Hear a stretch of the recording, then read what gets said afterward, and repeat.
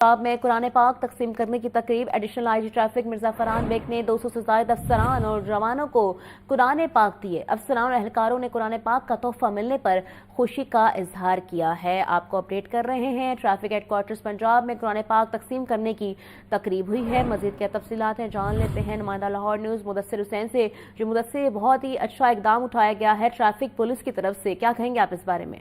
जी बिल्कुल, जो है वो मुबारक महीना रमज़ान मुबारक की जो आमद है, और इसी सिलसिले में जो है वो ट्रैफिक हेडक्वार्टर में कुरान पाक के नुस्खे जो है वो तकसीम किए गए हैं।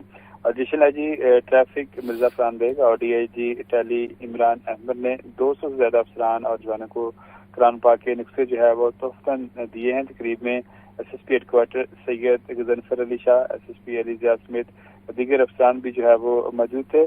महकमा पुलिस में जो है वो एडिशनल आईजी मिर्जा फरहान बेग का ये कहना है कि अच्छे फ़राइज़ की अदायगी और अवाम-उन्नास की खिदमत से दिलों में जो है वो घर कर सकते हैं जो पुलिस अफसरान हैं और एहलकार हैं।